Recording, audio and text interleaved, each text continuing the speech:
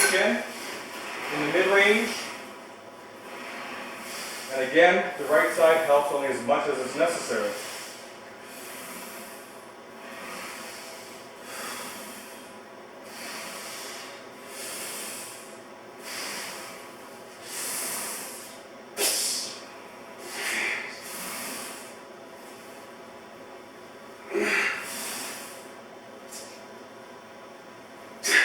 To complete fatigue. Good job. Steve's going to perform pulse fractals in two different halves of the incline chest press, bottom and top. This is a little bit complicated looking, but there's a particular pattern or sequence that takes place. You're going to step Steve through it. He's going to rock off the bar, and he's going to perform about 4 to 5 little pulses from the very, very bottom position, just squeezing his pecs.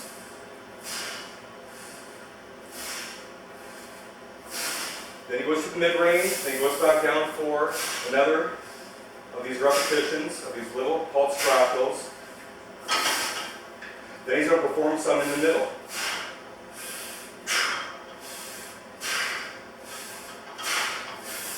And then he's going to go all the way to the top if he needs it. Sometimes you can repeat that sequence depending on how heavy the weight is. If you're working in the middle now, do the top. Can you do another one in the middle? He's going to go in the middle once again. He's reaching fatigue. Then he's going to walk out, and just at the top, he's going to do nothing more than pulse fractals at the top. He's not going to go back to the middle. And he's going to walk out when he feels he needs to. Rotate the bar. Alright, here Steve's going to try J-rep thirds on the pendulum leg press. Middle zone first, which is the toughest, almost a sticking point. Second zone is going to be down in the bottom. After we strip a little bit of weight off, we're going to finish off up in the top zone. I'm going to spot him to the top, and then he'll complete the entire thing by dropping a slow negative down onto the safety pin. You ready, Steve? Yeah. Anytime. Good. He squeezes in and out, exhaling hard on the positive, inhaling deep on the negative. Lock out when you're ready, Steve. Good.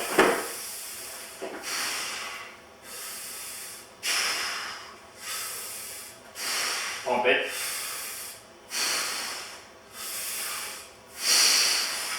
Good.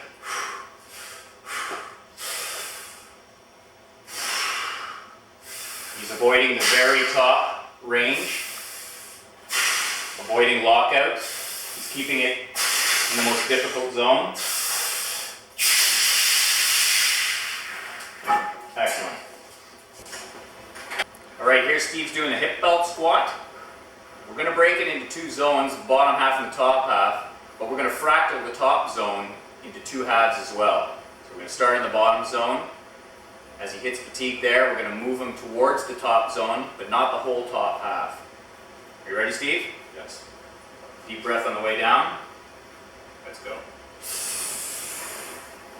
Good. Squeeze into it. Come a little lower. Come a little lower. Good stretch. He exhales hard on the way up. Squeeze him out. Excellent. Come down a little deeper. Deep, deep, deep, deep, deep, deep. Excellent. Now work there. Excellent. Keep it going there. Good, good. Only come as deep as you need to now. Excellent. Work that till you can't work that anymore. Don't take it to the top until you have to. Keep it going. Squeeze it out, squeeze it out. Now work the top, work the top. Work the top. That's it, right up. Squeeze. Crank it, Steve. Crank it, Steve. You got lots left here. Crank it. Crank it. Control. Control. Dig deep, dig deep, deep. Steve, your legs looking good. You doing something different? What are you doing now? Implementing J-reps. Looking really good. Well, your legs are definitely looking better, Steve. Tell me about these J reps. Last 6 months I've been implementing J reps. I train twice a month on average. My sessions last 17 minutes, anywhere to 25 minutes due to availability of equipment. Every set's performed in the J rep method, and I've noticed over the last 6 months significance in my bioanalogics, body composition, and significance in girth measurements and aesthetically in my thighs.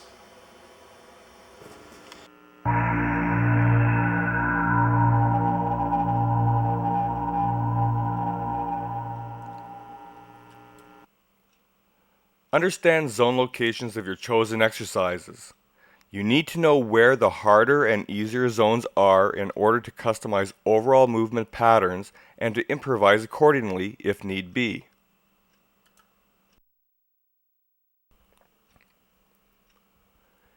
Aim for a 50 to 70 second tension time in your sets. Use an appropriate weight and contraction count per zone will help guide you.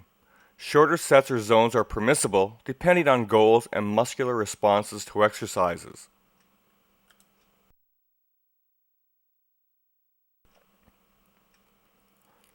Target the intended muscle while relaxing any non-targeted muscle to the best of your ability. Try to reach muscular fatigue or near fatigue in each zone to tax the entire range of motion thoroughly.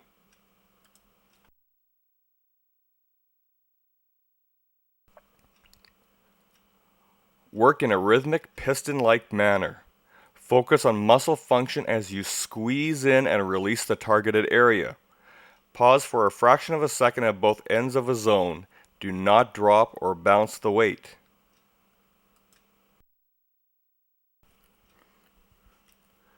Use a weight that is appropriate to work the muscle in as much isolation as possible. Avoid falling in the trap of excessive progressive overload, as this may cause you to move sloppily while overly tensing outlying muscles.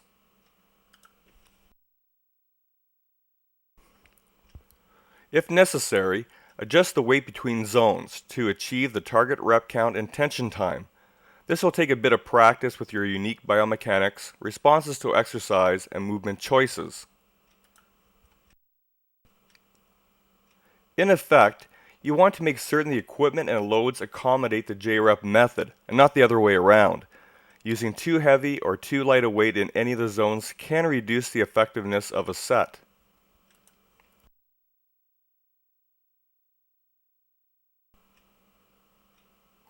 J-reps is about training muscles and not about lifting weights. Weight is required to provide tension on the muscles for harder contractions and inroad, but you must not ignore how the muscles feel at any particular zone. And to this end, you may need to adjust the loads, zone ranges, or patterns to optimize a set.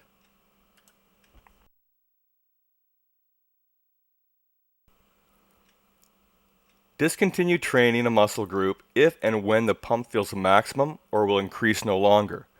2 to 4 sets for large muscles and 1 to 3 sets for smaller muscles often are sufficient for most people if trained hard enough and in proper form.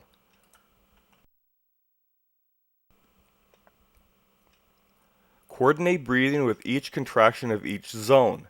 Breathe in when you lower a weight, breathe out as you squeeze it up.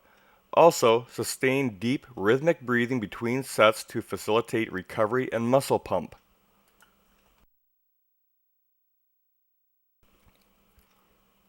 The possible combinations and diversity of J-reps are limited by your creativity and willingness to explore. Use the various halves and thirds arrangements as a backbone to your workouts, and then improvise the movement patterns to optimize the training effect and to impose unique challenges on the muscles.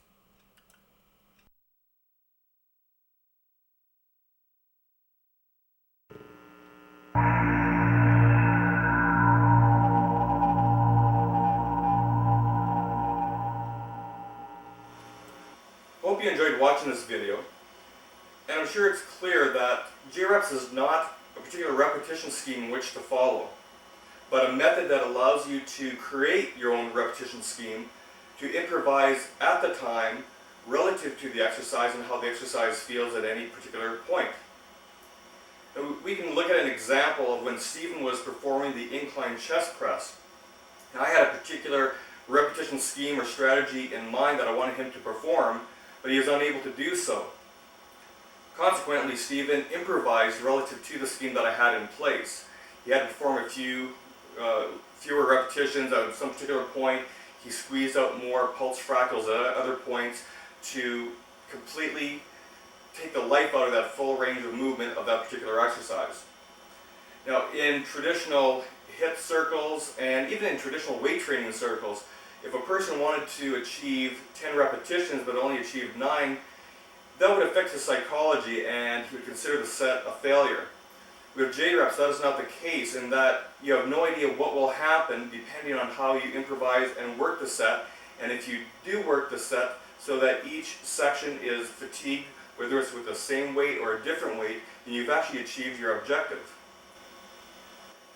The other consideration is that J-reps is quite different from the concept of stage reps. Stage reps is very specific in its application in that you work from the hardest section and work your way through to the easiest section. So by the time you get to the easiest section, it feels just as challenging. And of course, the methodology of J-rep zone training does allow for the concept of stage repetitions in that fashion. But consider when Stephen performed the seated machine row or the chin-up. With a chin-up, and in both instances, but in the chin-up he had a sling on his arm and allowed him to perform the most contracted section first, without any biceps involvement. Then he proceeded to the bottom end of the position and performed nothing more than lat shrugs. Once again, no biceps involvement. And then he worked the middle section with a weight adjustment, which allowed his arm to come into play to then further pre-exhaust his lat even further. So in this instance, if he were to perform stage reps, he would perform the middle section, top, followed by the bottom. With this methodology, we had the person perform the top, followed by the bottom, followed by the middle, and it worked out quite well. Now, the other thing to think about is the actual nature of J-reps and how it fits into the high-intensity training mentality. People are attracted to high-intensity training for various reasons, but primarily because the workouts are brief, infrequent, and intense, and that seems to coincide with the person's personality in terms of how they would like to exercise. And with high-intensity training, the concept of intensity of effort is the most important factor. Now, if we look at the concept of J-reps, the method of J-reps, we see that the aspect of intensity, along with the nature of the demands, is much more extreme than what you could achieve through full-range training and with any cam-based machine. With J-reps, you can use machines, cables, free weights, or what have you. But the idea is to extract as much life from that entire range of movement and to reach fatigue 2, 3, possibly more times within 60 to 70 seconds tension time. With standardized or traditional high-intensity training, even when using variable resistance machines, you are limited to reaching fatigue once, and you usually do so at a particular sticking point within the exercise. So J-reps actually produces a much greater and profound effect in terms of the demands of the exercise and the required intensity of effort throughout the entire range of movement, as opposed to a particular point within the movement. And finally, the possibilities that are at your disposal are so vast that you can walk into the gym, experiment, and discover something new every time you exercise. The number of exercises and combinations are limited by your imagination. This book and video helps to direct you in that regard, but it's going to be up to you to determine what is best, what feels best, what produces the best results based on your application of the J-rep method. So good luck, and keep us informed through email, telephone call, get on the IRT roundtable, and let us know how things are proceeding.